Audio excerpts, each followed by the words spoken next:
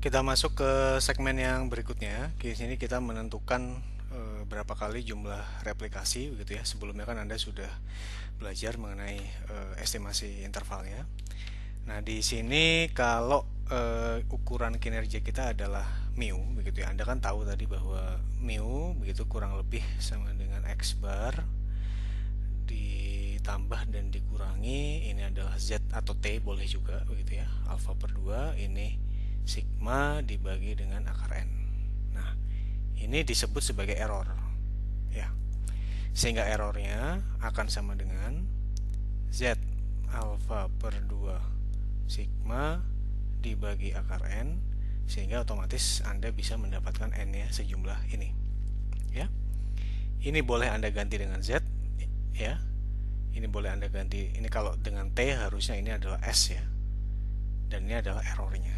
Jadi pada saat kita mengetahui kira-kira kita ingin errornya tersebut maksimal berapa persen, maka di situ Anda bisa menentukan berapa ukuran sampelnya. Ingat bahwa ukuran sampel yang di sini tidak lain adalah jumlah dari replikasi ya.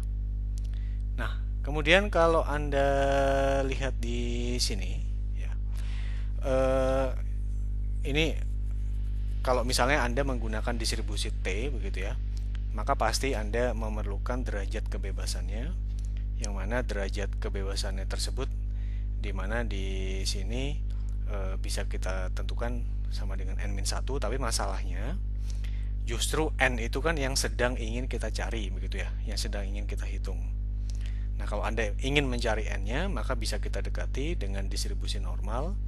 Di sini n-nya sama dengan Z alfa per 2 dikalikan sigma dikuadrat atau dibagi dengan error, kita kuadratkan. Nah, itu pun tadi kalau kita sepakati sama-sama begitu ya, bahwa kalau untuk distribusi T itu sebetulnya sigma ini kan menandakan sigma dari populasi ya.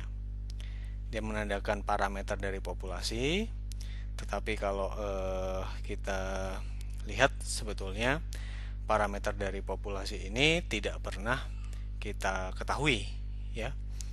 Nah, sehingga di sini untuk cara mudahnya begitu ya, Anda bisa menganggap bahwa sigmanya tersebut sama dengan simpangan baku dari sampel yang kita hitung dengan formula tadi begitu ya, atau ini sangat standar kalau menghitung sampel tersebut. Nah, tapi singkat cerita begitu di sini, kalau Anda ingin menghitung jumlah replikasinya itu ada berapa, Anda bisa menentukan yang pertama apa? Yang pertama Anda harus tahu kira-kira simpangan baku begitu ya dari pengamatan saya sebelumnya ada berapa.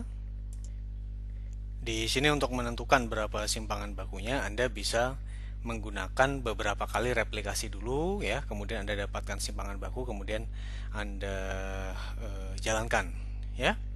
Nah, tapi kalau ternyata nanti kemudian Anda bandingkan dan seterusnya, kita kemudian lihat prosedurnya seperti apa, cara menghitung jumlah replikasi yang dibutuhkan itu.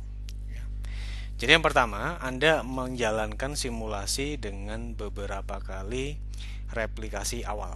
Ya, katakanlah Anda milih misalnya sebanyak 5 replikasi begitu ya. Anda jalankan, otomatis kan Anda akan mendapatkan X bar.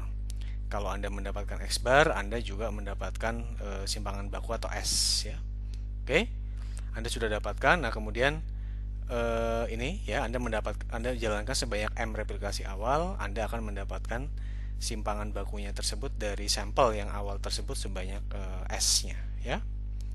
Nah, kemudian kalau kita lihat lagi di sini ya.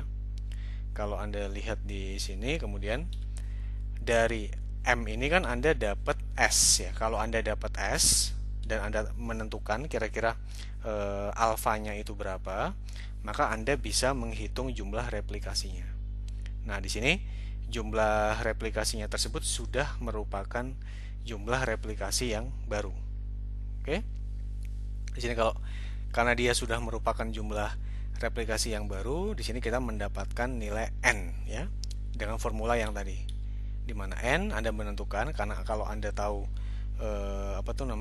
kalau Anda tahu alfanya, maka Anda pasti tahu Z alfa per 2-nya ya. Kemudian di sini karena Anda tahu Z alfa per 2-nya, Anda sudah tahu ini yang sigmanya. Ini tadi dari mana? Dari replikasi awal yang sejumlah M tersebut, ya. Kemudian Anda menentukan kira-kira dia ingin errornya berapa maksimum. Oke. Nah, Anda mendapatkan M-nya, kemudian Anda bisa masuk ke langkah yang berikutnya di sini. Anda tentukan begitu ya. Ini M tadi dari replikasi awal tadi. Kemudian Anda bandingkan dengan N-nya. Ya. Anda bandingkan dengan N-nya. Kalau misalnya N-nya itu ternyata kurang dari sama dengan M, maka di sini Anda bilang bahwa itu sudah mencukupi, ya.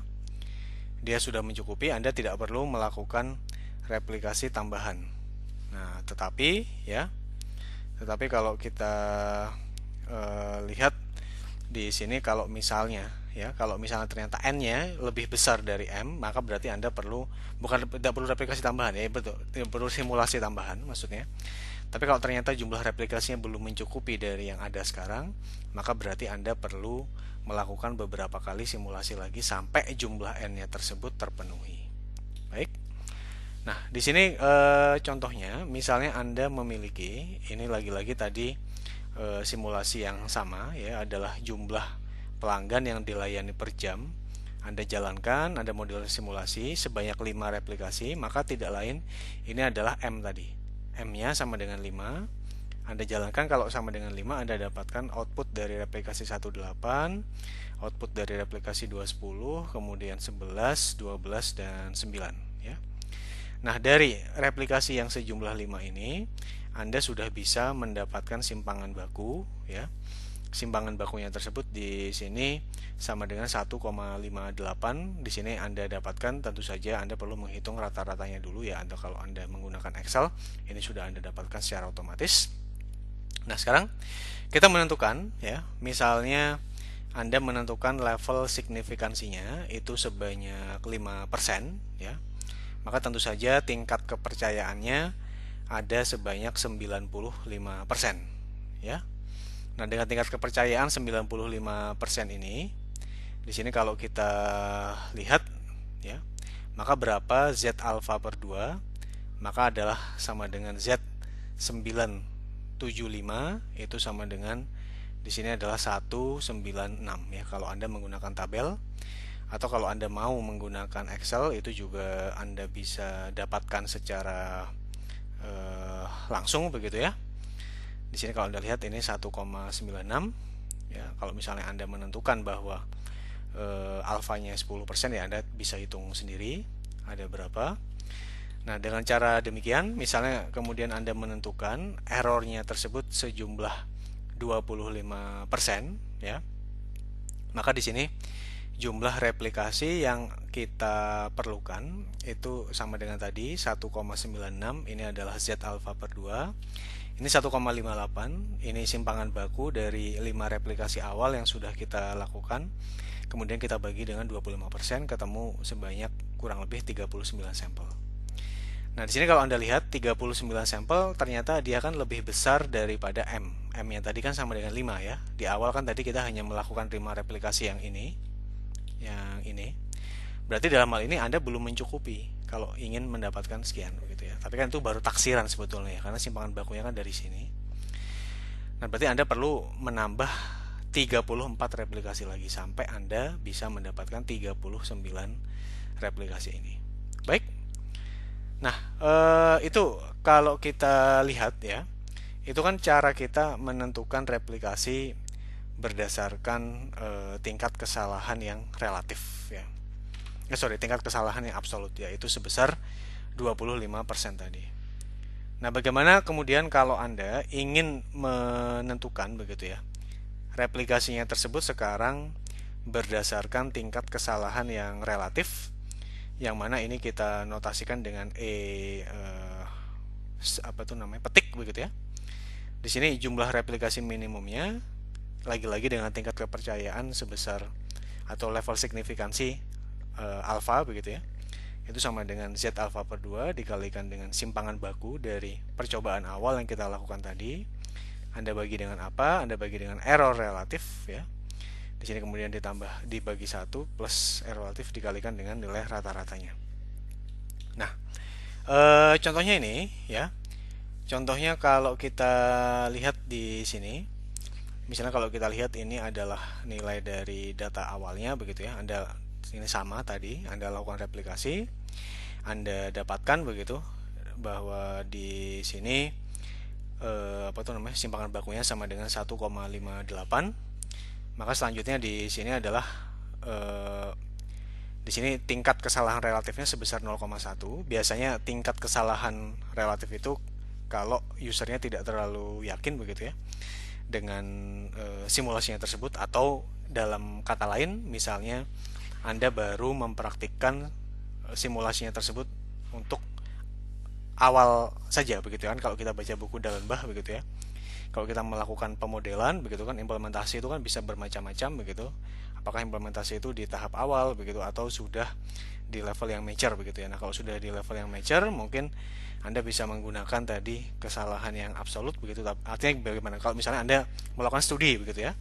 Anda melakukan studi, kemudian studi tersebut sudah Anda jalankan berkali-kali. Nah, itu Anda bisa menggunakan tingkat kesalahan tadi yang sifatnya absolut. Nah, tapi kalau misalnya studinya ini baru pertama kali saya jalankan, atau mungkin sudah Anda jalankan beberapa kali tapi juga Anda belum terlalu yakin, maka di sini Anda bisa menggunakan tingkat kesalahan yang relatif. Di sini kita tentukan misalnya tingkat kesalahan relatifnya sebesar 10% begitu ya.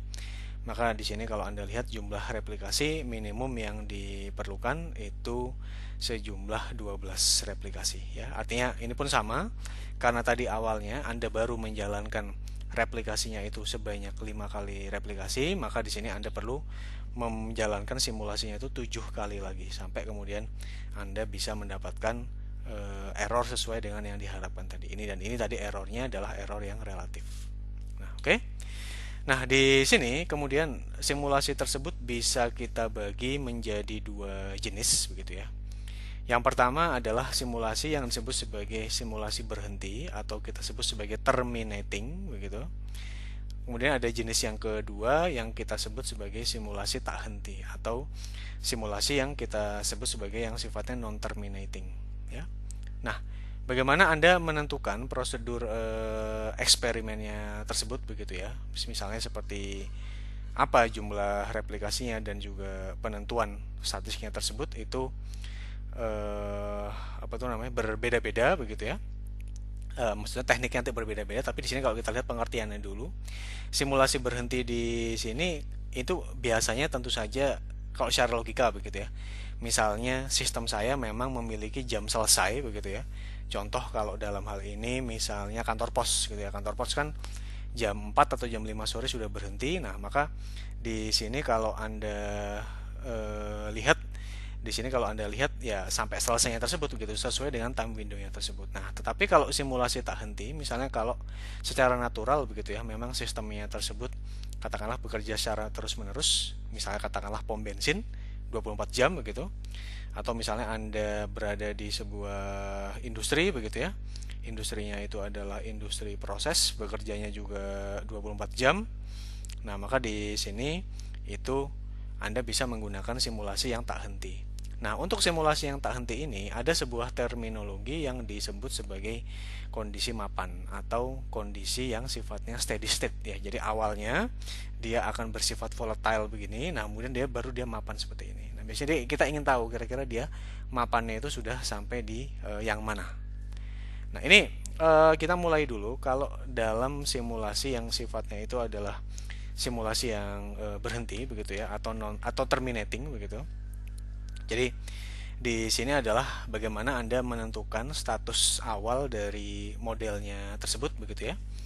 Dan kemudian bagaimana mekanisme penghentian dari simulasinya itu ya. Kalau memang ini mengikuti sebuah jam tertentu, maka tentu saja seperti yang saya sampaikan tadi ya bisa mengikuti jamnya tersebut paling mudah begitu ya. Tapi mungkin kita bisa menentukan yang lain dan di sini bisa menentukan juga replikasinya. Nah, yang pertama adalah bagaimana Anda bisa menentukan status awalnya tersebut. Ini sama dengan inisialisasi sistem begitu ya. Jadi pada saat awal, pada saat T0 itu statusnya seperti apa. Kalau misalnya Anda ingat ya, pada saat simulasinya dengan discrete event system, itu kita mengasumsikan bahwa tidak ada orang yang ada dalam antrian. Nah, itu kita sebut sebagai awal. Pada saat awal simulasi tidak ada orang, itulah yang disebut sebagai status awal dari sistem.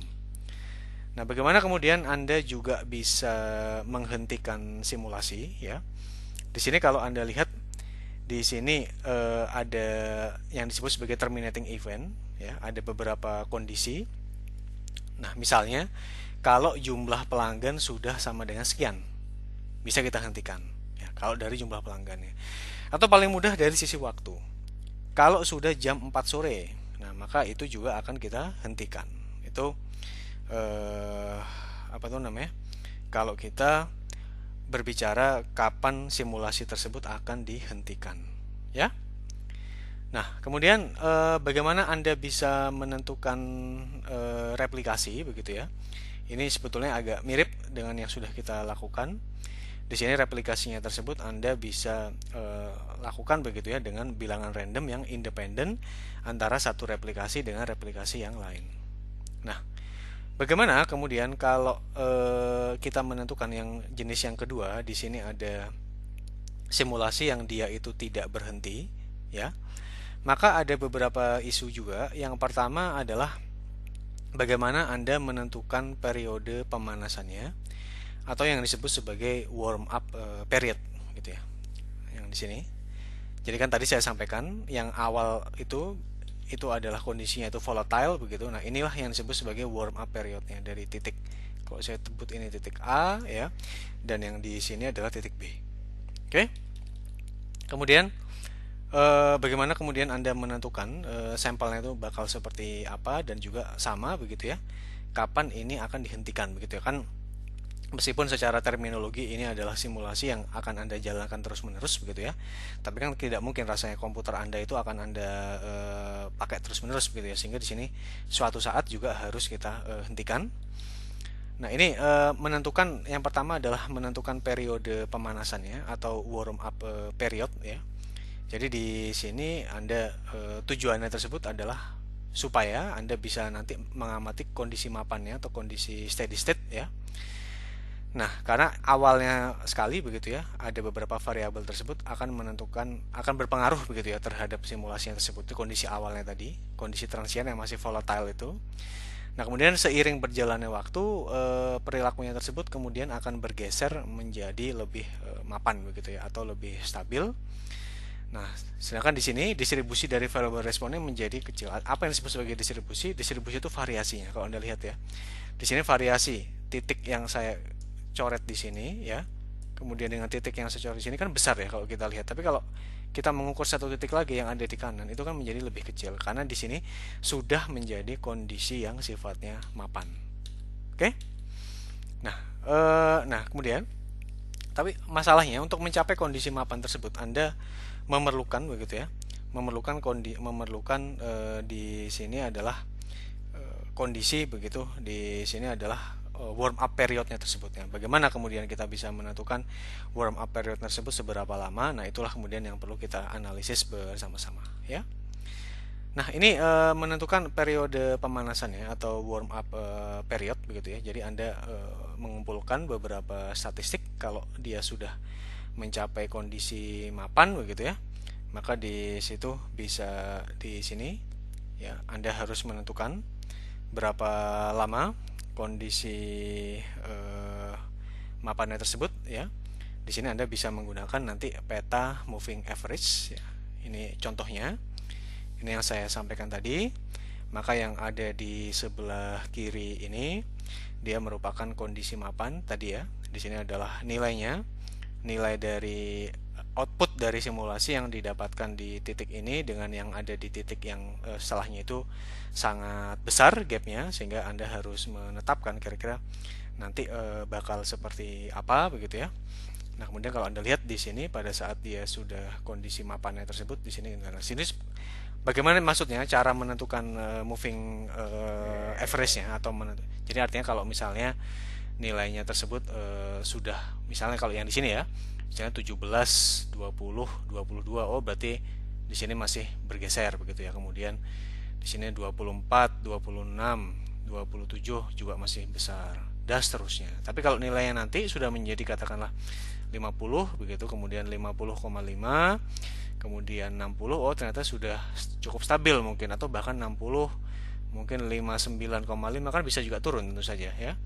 Kemudian 60,2 ini juga mungkin sudah cukup stabil. Itu artinya kira-kira bagaimana kemudian Anda menentukan periode-periodenya tersebut ya. Ini kemudian kalau kita lihat lagi itu adalah, jadi itu secara visual begitu ya, tapi kalau secara numerik tentu Anda bisa membuat beberapa kriteria begitu ya, atau membuat beberapa kode begitu ya, supaya Anda bisa menentukan di sini nilai dari kapan dia akan berhenti. Artinya kalau Anda bisa menentukan ya, misalnya variasi dari 3 data moving average yang saya ambil tuh variasinya sudah cukup kecil, maka saya bisa bilang bahwa oh ternyata sudah cukup berhenti begitu ya. Tidak perlu saya jalankan periode pemanasannya lagi. Ya, tapi kalau belum ya Anda harus jalankan terus. Nah, di sini kemudian kalau kita lihat ya, di sini ini yang berikutnya adalah Anda menentukan observasi sampelnya ya. Kalau Anda menggunakan simulasi yang tak henti atau non terminating simulation, Anda bisa melakukan observasinya tersebut dengan dua cara begitu ya. Anda bisa melakukan replikasi atau dengan batchmin ya. Nah, kalau dengan batchmin ini atau kita sebut sebagai interval batchingnya, replikasinya hanya dilakukan sekali dan panjangnya cukup panjang ya. Artinya kalau misalnya Anda 100 menit ya, ini kan bisa kita bagi menjadi 25, 25, 25, 25 gitu ya. Artinya bisa Anda pilih apakah 4 kali replikasi atau di sini dengan 1 kali replikasi tapi agak panjang begitu ya. Kalau ini kita sebut sebagai batching ya tersebut. Ya. Kalau yang ini Anda lakukan replikasi independen ya. Nah, Anda bisa melihat di buku textbook gitu. Kira-kira bagaimana menentukan panjang dari intervalnya itu. Oke, yang berikutnya di sini, jadi ini adalah observasi sampelnya tersebut ya. Jadi kalau Anda sudah jadi replikasinya itu dilakukan ya. Dilakukan di sini kalau Anda lihat baik secara grafis tadi yang di grafis yang setelahnya, atau kalau Anda lihat di sini ya, itu dilakukan pada saat statusnya tersebut sudah masuk menjadi status yang mapan ya. Jadi kalau dalam kondisi yang seperti ini baru Anda bisa melakukan replikasi tersebut, dan ini kita bagi-bagi ya dalam intervalnya tersebut. Ini agak panjang tadi, ini batchingnya itu ada di sini ya. Tapi kalau Anda mau lakukan independen berarti lebih pendek lagi. Nah, bagaimana kemudian Anda bisa menghentikan simulasinya tersebut kalau untuk yang simulasi apa itu namanya? Simulasi non terminating ini ya. Di sini kalau Anda lihat di sini bagaimana cara menentukannya tadi, salah satunya adalah pada saat variasinya sudah kecil bisa Anda tentukan, tapi kalau tidak begitu ya, ya Anda bisa melakukan semacam trial and error. Kalau memang ternyata dia sudah Anda rasa cukup ya Anda bisa hentikan. Oke. Ini ada beberapa referensi yang bisa Anda baca untuk memperkaya pemahaman Anda. Oke, saya akhiri segmen yang kedua ini.